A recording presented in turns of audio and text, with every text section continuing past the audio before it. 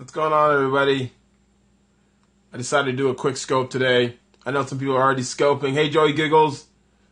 Marriage of God. Good to see you. Sonique, Top Secret. Hey, everybody. Jets fan. Sorry about that. I know there's some people who I really like. Hey, what's going on, Jets fan? There are people I really like who are scoping right now. But I want to do a quick scope while I'm here. While I had a chance, I was shooting some video of my own for a program I'm releasing. So, wanted to do a little bit more. What's that habit book? Oh, it's hey, it's going on, Marriage of God. It's called The Power of Habit. You should check it out. It's by Charles Duhigg. You can take a look. Hey, how are you, Miss Sandy Jazz? It's what we do in life and business. So basically, our lives are ruled by habit. That's the whole point of it. Hey, Sandy. Okay, I'll call you Sandy. Sandy Jazz. Sandy Jazz, Jazz Hands. Start me up, big fat skinny wallet. Yeah, it's a good book. Take a look. You can also you can Google the author, Charles Duhigg. Let's see if you can see that back there. Charles Duhigg. You can Google it. It's a great book. Talks about habits of people and why people are the way they are. Like how to behave and how brands use habits to get people to act a certain way. So I want to thank you guys for being in here. This I think this may be quick. Do me a huge favor, guys. You guys come in here. Do me a huge solid. I really appreciate it. Thank you, Miss Sandy. It is because if you understand how that works, and what ends up happening is you can apply that to your business and to your life. But habits. So you can't necessarily break habits. What you do is you replace them with something else. So let me go a little bit deeper before I ask you guys to do some other stuff. Hey, Jess Inspires, Tommy Norman. So what happens with habits is this. So say if some hockey manager, good to see you, man. I haven't seen you in a long time. If a person has a bad habit, what ends up happening is simple. What you do is you can't necessarily break habits. That's how our brains work. What you do is you replace the results and the triggers. So you see this a lot of times when people are, say, alcoholics or something, they end up having another addiction rather than alcohol. Maybe the addiction is playing chess or backgammon. They just replace something that's happening. See what I'm saying? But if you understand that underlying principle, you have a better chance of replacing the good things the bad things that you don't like about yourself with the good things. How can I change? Because everything's a psychological game. You're playing a game with yourself. So do me a huge favor, guys, and share this with your friends and your followers. I want to thank you guys. I don't really do a lot of late night scopes. I'm going to start scoping again. For the last 2 weeks I've been in a crunch emotionally, but also with work as well. So thank you for sharing this on Twitter. Swipe up, swipe left. My man, 50 grand. Hey, good to see you, Brandon Clark Sr. Good to see you as well. Thank you so much for being in here. Thank you, Tommy Norman, who's also, I think she's a pastor. Check her out. Jets fan is a great dude. I saw his scope about his trainer. He's making changes. He's doing really great. Wasim, how's it going? I don't know who Syntax 66 is. Hey, good to see you. Loving my hair. Love it. Thanks for inviting your followers. Lower her power of habit. Yes. Oh, Cindy, I know who you are. Good to see you. Yes, power of habit. It's phenomenal. Lower than power of habit. Yes, Dollar Logic. It's by Andy Martin. He is, man, you love that book. Sorry. I love that book. Oh, sorry, my bad. Pray for him much. It's cool now. Most situations cool. It's just I had a crunch. Had all these things happening at once. It wasn't like anything too crazy, but I just had to come back to center. So I'm going to make this quick so my phone's about to die. I want to remind you guys of a simple principle. I mentioned earlier in the title, if you saw that, the main thing was this, about the importance of how committed you are to your success. Yes, thank you so much. Thank you for having me at the Marketing Association last year. I loved it. Kogod School of Business is American University in Washington, D.C., so go check that out as well. Hey, Catherine, good to see you. Catherine Style Storing, I dig it. Taste Twist, good to see you. Let me introduce myself for those who are new. If you're new, please do me a favor, put a 1 in the chat box. My name is ebongeka. I'm a certified public accountant, best-selling author of Start Me Up, the No Business Plan, which is, you can find it on Amazon, Barnes & Nobles. You can also get a signed copy from me. But more importantly, I am known as the Prince of Pricing. I work with businesses all over the country to show them how to set their prices and raise their prices so they can maximize their profits. It's not as simple as just single. Nope, not single at all. It's not as simple as just changing the number. There's also certain steps you have to take in order to raise your price. And you see a lot of big companies do this. So I teach smaller businesses as they're growing, especially in the service base, how to set their prices and raise them, and how to figure out where their price elasticity is. If that makes sense. So there's a buoyancy of price. I show you that some of the techniques that Amazon and Walmart do, how they're able to get you to spend more money on their sites. I teach businesses how to do the exact same thing in a multitude of ways, and by using certain systems. But the thing I want to talk about today is I listen to a lot of guys on Periscope. I listen to a lot of videos on Periscope. Is it in my book? A small piece of it is, but not a lot. A small piece of it is. This is another piece that I took out of the book, and I'm actually literally, I teach and I work with businesses on that. It's going to be most likely be in my next book. But there's a small thing on pricing in there. It was a chapter on pricing. You can check it out. Well, good, Brandon Clark, because I'm doing a webcast soon. I'll tell you about that in a second. Thank you so much. Yes, and I am a speaker. I'm a TEDx speaker. I do television. I go on TV and talk about the economy and small business. Hey, Carrie Pink. Carrie Pink, she's phenomenal. Check her out. She's financially stylist. I think that's what it is. Based in New York.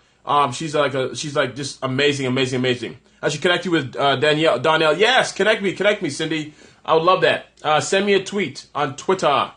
That's an easier way to do that. Or go to my website, ebongeka.com, and you can send me a message through my email there. So I want to talk. I want to share something you guys. Could you charge your worth? Exactly. That's what I do. I teach people how to charge their worth, and I give them the psychological, scientific, and also the steps behind that. Thank you for being here, Wendy. You are. Yes, I am speaking in Vegas for the Smart Chick laser focus conference. It's going to be phenomenal. I'm going to talk about strategy as well as some motivational and mindset stuff.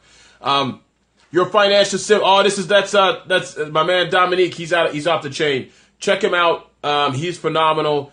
Doing a lot of great things. Dominique Brown is he's not only a realtor, he's a financial advisor. He helps you fix your credit, get your life together. So if you have credit things you want to talk about, go check him out. He's killing on Instagram, killing it in the business space. I met him at FinCon, doing really well. So Wealth Speakers are handled. I'll check it out.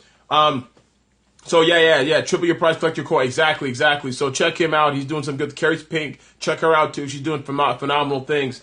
I want to share this scope with you guys real quickly to say this. I spend my time enriching myself. You guys have seen my book collection. I have a lot more books here you can't even see. I have them in boxes that I haven't read yet, but I get to. I read about anywhere from a book a month I read about a book a week to 3 books per month, give or take, depending on the size of that. And so what I find the importance of, my life changed when I started pouring and investing in myself. I no longer started asking questions like, how much is that going to cost? Why is the price so high? There are people that I see on Scopes. I see them on people's programs. I see them watching like things by Ty Lopez. He has an accelerator program where he works with businesses too. I see people on all these different platforms, Meerkat and Periscope, and a lot of the times they're complaining and bitching and whinging and complaining about why isn't it free? I can go get this on YouTube. This is the reality of life, my friends. Everything you want is out there. The reason why you pay for it is because you want to shortcut the time in the process. The people who don't understand the importance of time, wealthy people who I've met, I spend time with people who are wealthy. I was just at a house. You saw my Miami scope. That house is a $40 million house. The guy who owns it is worth $500, $600 million. The thing that he does is time is his essence. You pay for value and speed. Exactly, Dominique. You pay for value and speed. Hey, no, Bian, good to see you. So the main reason why you care, the reason why you come out of pocket, the reason why I buy this book is because this book was written from my experiences and the experiences of people I worked with. The reason I bought the TEDx rule, some of you saw my picture. I was in Miami this past week. I went to Grant Cardone's office on Monday. Spent time with him, talked to Jared, talked to people in the sales group, talked to all these other people, right? Saw my scope this morning. Thank you so much. I appreciate that. And that iPhone makes no profit. Exactly. Hey, Ram, good to see you, Ram the Wall. And so I've met I know Peter Shankman. He's a friend of mine, right? All these guys that I met Greg Reed.